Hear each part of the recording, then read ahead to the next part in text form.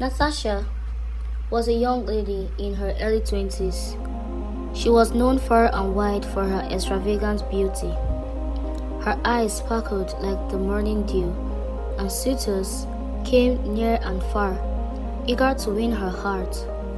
But Natasha, full of pride and waiting for her special kind of man, turned them all away. I want my speck, she would always say to her friends, with her head held high. I surely want to get married, but none of these men are worth my taste, she would conclude.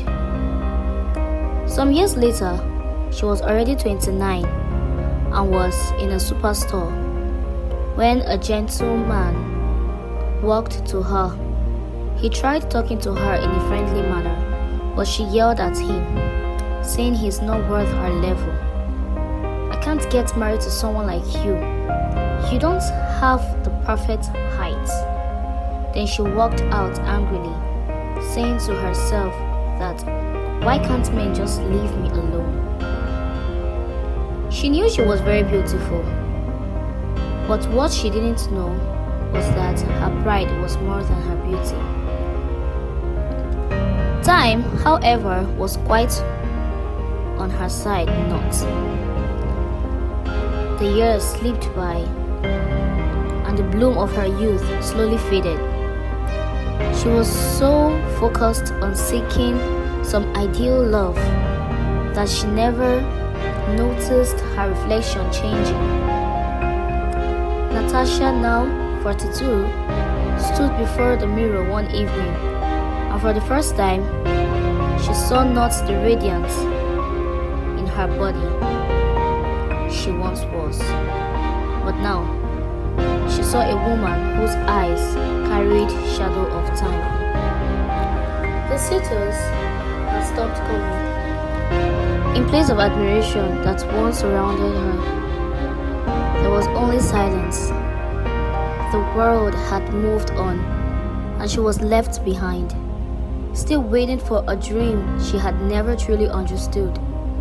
Her heart grew heavy with regrets.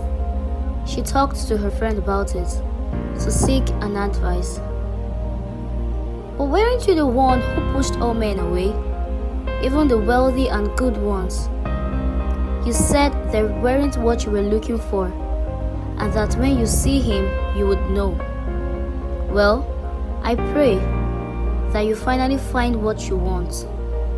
I need to leave now. My husband is calling me, her friend said to her and left.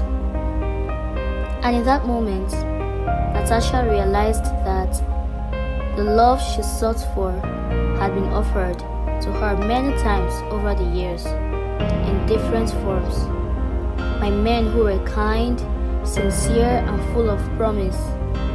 But she had been blind, always searching for something more, something perfect that never existed.